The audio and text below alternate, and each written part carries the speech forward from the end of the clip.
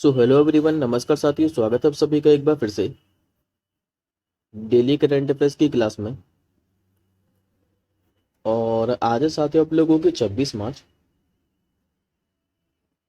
और आज हम सभी 26 मार्च से बनने वाले जितने भी आप लोगों के मोस्ट इम्पोर्टेंट करंट अफेयर्स के प्रश्न बने, इन सभी प्रश्नों को हम इस क्लास के अंदर डिस्कस करेंगे।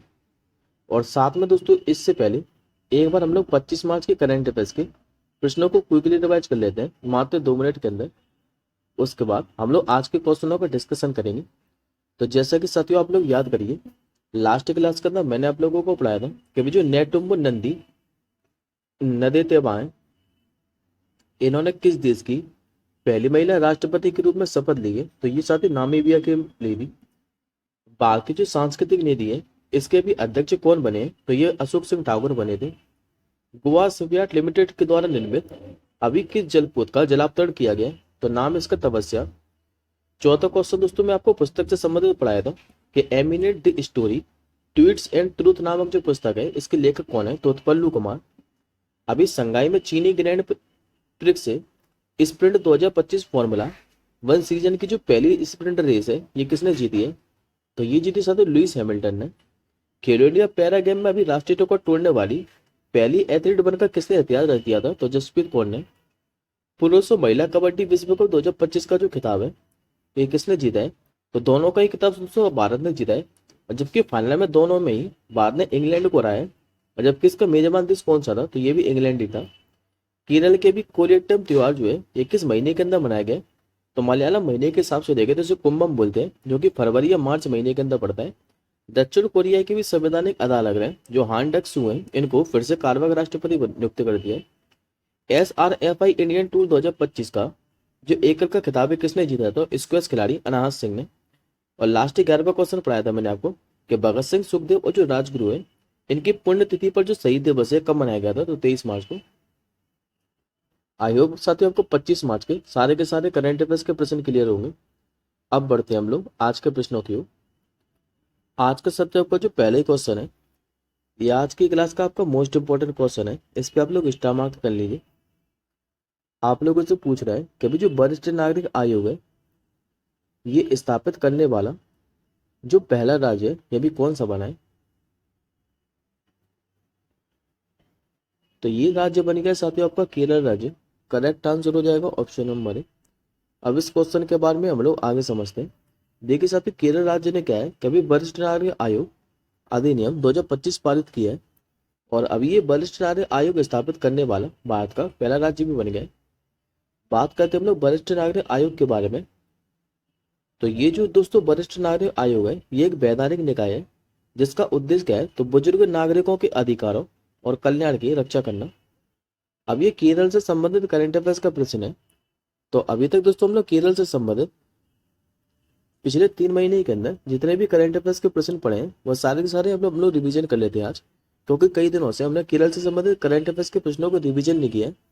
जैसे कि साथियों याद करिए, अभी खाद्य सुरक्षा सूचकांक 2024 में जो केरल राज्य टॉप पर रहा था। केरल का जो कोझिकोड है, इसको भारत का पहला यूनेस्को का साहित्य का शहर घोषित किया गया था। नेहरू ट्रॉफी बोट रेस का जो 70वां संस्करण है, ये केरल में आयोजित हुआ था। और जो पल्लू थूरिथी बोट क्लब है, इसी के द्वारा संचालित है ये। और जीता किसने था इसे? तो करीचंद चुंदन ने। भारत के पहले सुपर कैपेसिटर प्लांट के बारे में बताया था, इसका उद्घाटन केरल में ही हुआ था। और भारत की पहली एयरपोर्ट इंडोर वायु गुणवत्ता जो निगरानी सुविधा है, जिसका नाम पवना चित्रा, इसका उद्घाटन कहाँ पर हुआ था? तो केरल की राजधानी तिरुवनंतपुरम के अंदर। अब बढ़ते हैं हम लोग आज के दूसरे क्वेश्चन की ओर। आज का दूसरा क्वेश्चन दोस्तों आप लोगों का प्रधानमंत्री से संबंधित है। अभी जो सरदार जाफरानी जैन है, इनको किस देश का नया प्रधानमंत्री नियुक्त किया गया? तो ये बन चुके दोस्तों ट्यूनीशिया देश के। करेक्ट आंसर हो जाएगा ऑप्शन नंबर ए। दरअसल दोस्तों, जो ट्यूनीशिया के भी वर्तमान में राष्ट्रपति हैं, जिनका नाम है कास सईद, इन्होंने भी सरदार जो जाफरानी जंजनी है, इनको ट्यूनीशिया का नया प्रधानमंत्री बनाया। और अच्छा, इन्होंने स्थान किसका लिया है? तो इन्होंने दोस्तों कामिल मधुरी का स्थान ले लिया है। बात करते हैं हम लोग ट्यूनीशिया के बारे में। तो मैप में आपने लोकेशन देखी पहले कि ट्यूनीशिया स्थित कहाँ पर है। ये दोस्तों आपको अफ्रीका कॉन्टिनेंट देखने को मिलेगा। अफ्रीका कॉन्टिनेंट में यदि आप लोग नॉर्थ की साइड देखोगे मेडिटेरियन सी के पास में, तो आपको देखने को मिलेगा छोटा सा देश ट्यूनीशिया। ट्यूनीशिया की यदि आप लोगों से राजधानी पूछे तो ये दोस्तों ट्यूनीशिया के नाम पर ही है, ट्यूनिस। और जबकि यहाँ पर मुद्रा क्या चलती है तो ट्यूनीशिया दिनार।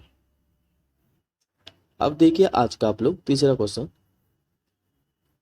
आज का तीसरा क्वेश्चन दोस्तों आपका वोल्केनो से संबंधित है। आप लोगों से पूछ रहा है कि हाल ही में चर्चा में रहा जो क्लाउ ए ज्वालामुखी है, ये कहाँ पर स्थित है, जिसमें अभी हाल ही में विस्फोट हुआ है। ये ज्वालामुखी दोस्तों हवाई आइलैंड पर स्थित है और इसमें भी हाल ही में क्या है कि विस्फोट हुआ है। तो करेक्ट आंसर हो जाएगा आपको ऑप्शन नंबर बी।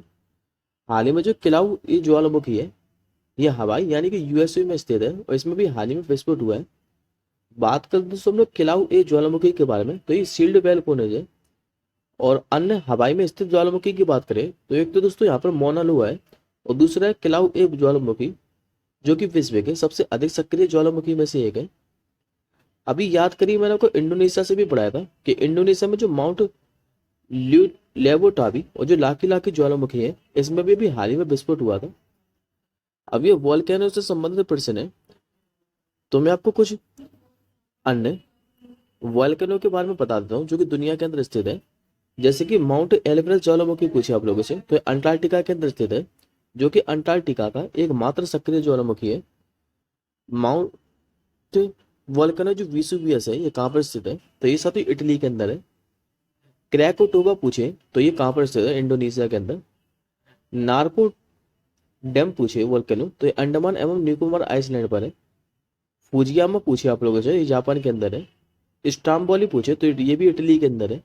और मोना लोआ वोल्केनो ये मैं आप लोगों को बता चुका हूँ ये कहाँ पर है, तो हवाई आइलैंड पर। अब देखिए आज का आप लोग चौथा क्वेश्चन।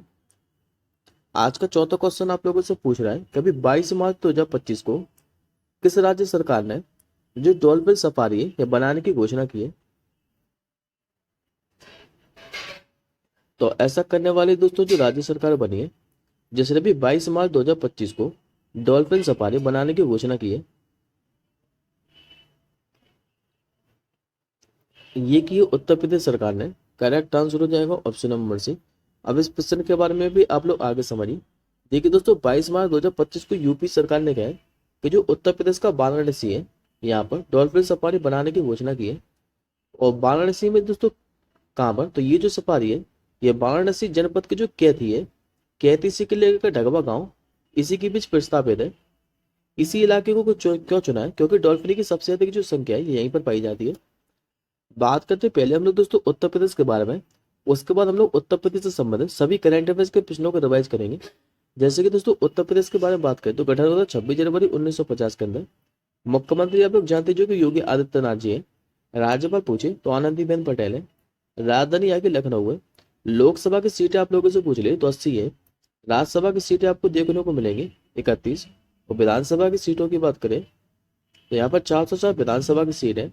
जबकि दोस्तों यहाँ पर विधान परिषद भी है और विधान परिषद की सीट यहाँ पर 100 है। और जबकि जिलों की संख्या पूछे तो 76 है जिलों की संख्या।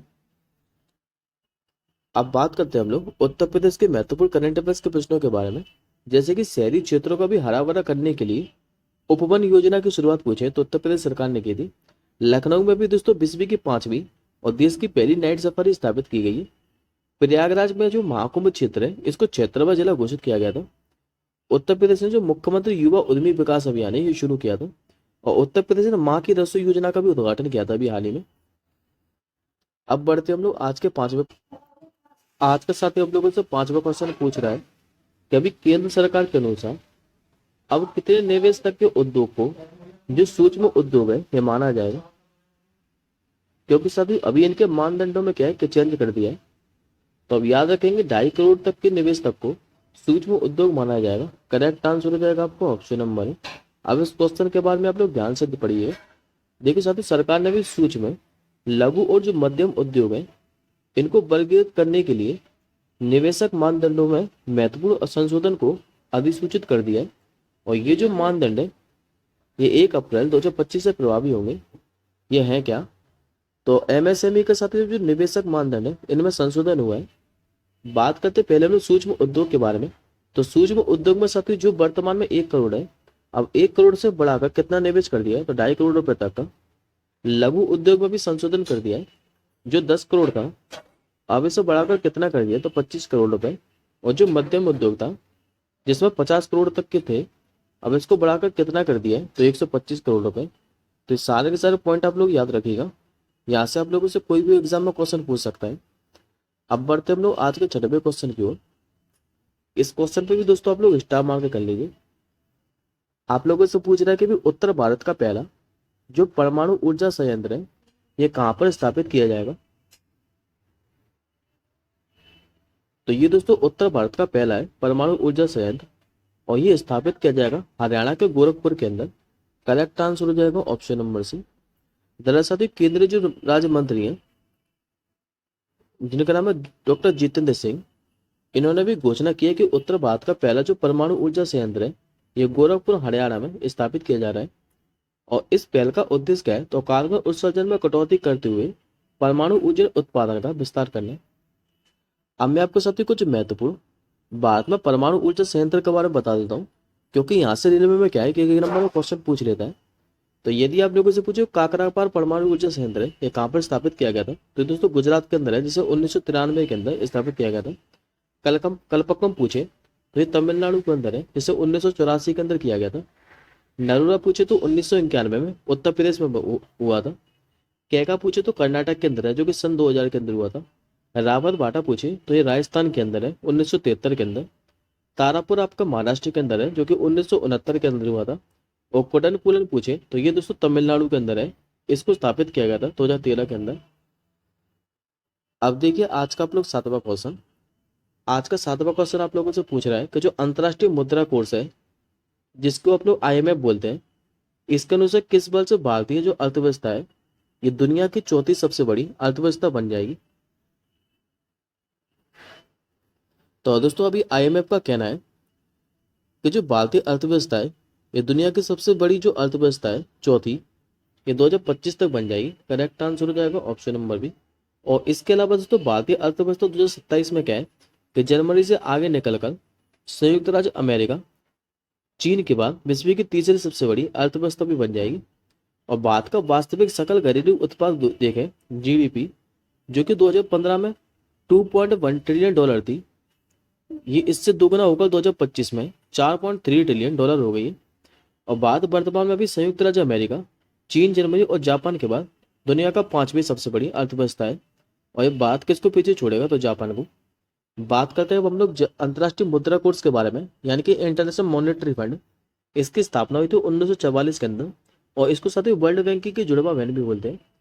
सदस्य इसमें कितने हैं, तो 189 मेंबर। मुख्यालय पूछे तो इसका वॉशिंगटन DC में ही है, अमेरिका के अंदर। और वर्तमान प्रबंध निदेशक की बात करें तो क्रिस्टलिना जॉर्जिवा इसकी प्रबंध निदेशक है। अब देखिए आज का आप लोग 8वां क्वेश्चन। आज का 8वां क्वेश्चन आप लोगों से पूछ रहा है कि 72वें जो मिस वर्ल्ड सौंदर्य प्रतियोगिता है इसका जो आयोजन है ये भारत के किस राज्य में किया जाएगा। तो पहले तो दोस्तों आप लोग इस क्वेश्चन का आंसर जान लीजिए, उसके बाद हम लोग 71वें मिस वर्ल्ड सौंदर्य प्रतियोगिता के बारे में भी रिवीजन करेंगे। तो 72वें जो मिस वर्ल्ड सौंदर्य प्रतियोगिता है इसका आयोजन इस बार जो है ये तेलंगाना के अंदर किया जाएगा। करेक्ट आंसर हो जाएगा ऑप्शन नंबर डी। दरअसल मिस वर्ल्ड जो ब्यूटी प्रतियोगिता है इसका दोस्तों इस बार 72वां एडिशन है, जो कि तेलंगाना में 7 मई से लेकर 31 मई तक आयोजित किया जाएगा। और ये जो 72वें नंबर की मिस वर्ल्ड सौंदर्य प्रतियोगिता है इसके जो इनॉग्रेशन सेरेमनी है ये कहाँ पे होगी, तो हैदराबाद का साथ जो गाची बोबली स्टेडियम है यहीं पर इसका आयोजन किया जाएगा। बात करते हैं हम लोग 71वीं मिस वर्ल्ड कॉम्पिटिशन के बारे में। तो ये दोस्तों 9 मार्च 2024 को आयोजित की गई थी, और स्थान कहाँ पर था, तो मुंबई के अंदर जो जियो वर्ल्ड कन्वेंशन सेंटर है यहीं पर। इसमें विनर कौन रही थी, तो क्रिस्टलिना पिचकोवा रही थी, जो कि चेक गणराज्य की थी। इस प्रतियोगिता में 112 देशों के प्रतिभागियों ने भाग लिया था, जबकि दोस्तों इसमें भारत की जो सिनी शेट्टी है ये टॉप 8 में जगह बनाने वाली सफल रही थी। अब देखिए आज का आप लोग 9वां क्वेश्चन। आज का 9वां क्वेश्चन आप लोगों से पूछ रहा है कि हाल ही में भारत ने भी फीवा जो एशिया कप है 2025 इसके लिए क्वालिफाई किया है। और आप लोगों को ये बताना है कि जो टूर्नामेंट है 21 देश में आयोजित किया जाएगा। तो ये जो फीवा एशिया कप है 2025, जिसके लिए भारत ने भी क्वालिफाई कर लिया है, और ये दोस्तों आयोजित जो है ये सऊदी अरब के अंदर किया जाएगा। करेक्ट आंसर हो जाएगा ऑप्शन नंबर से। और बाद में दोस्तों भी वेरियन को हराकर क्या है कि फीवा मेंस एशिया कप 2025 के लिए क्वालिफाई किया था। फीवा एशिया कप 2025 का जो आयोजन है ये सऊदी अरब का जो जेद्दा शहर है यहीं पर 5 से लेकर 17 अगस्त तक आयोजित किया जाएगा। और जबकि इसका इस बार इसका कौन सा संस्करण रहने वाला है, तो 31वां संस्करण। बात करते हैं हम लोग इंटरनेशनल बास्केटबॉल फेडरेशन के बारे में, जिसको आप लोग फीवा बोलते हैं। तो इंटरनेशनल जो बास्केटबॉल फेडरेशन है ये दुनिया में बास्केटबॉल खेल को संचालित और नियंत्रित करने वाली सबसे बड़ी संस्थान है, जिसकी स्थापना कब हुई थी, तो 18 जून 1932 के अंदर। और मुख्यालय आप लोगों से पूछे तो मीस स्विट्जरलैंड के अंदर है। अब देखिए आज का आप लोग 10वां क्वेश्चन, और ये दोस्तों आज की क्लास का आपका आखिरी क्वेश्चन है जो कि पुरस्कार से संबंधित है। हाल ही में म्यूजिक एकेडमी के द्वारा जो संगीत कलानिधि पुरस्कार है इसके लिए अभी किसे चुना गया है? नाम है इनका आरगे श्री राम कुमार। करेक्ट आंसर हो जाएगा ऑप्शन नंबर डी।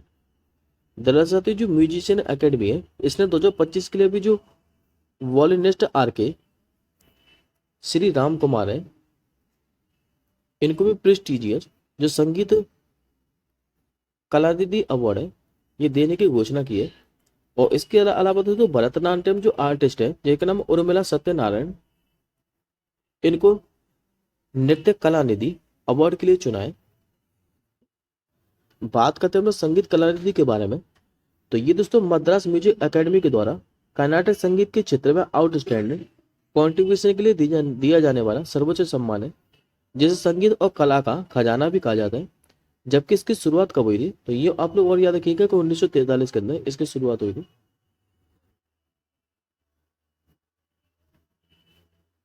ये क्वेश्चन दोस्तों मैं आप लोगों से कल ही पूछा था। आप लोग ये बताइएगा आज कि जो शांति का नोबेल पुरस्कार है ये किसे दिया गया है इस बार का। इस क्वेश्चन का आंसर मुझे आप लोग कमेंट बॉक्स के अंदर बताइएगा कि इस बार जो शांति का नोबेल पुरस्कार है ये किसे दिया है 2024 वाला। अब हम जल्दी मिलेंगे अगली क्लास के साथ ही, तब तक के लिए जय हिंद, वंदे मातरम।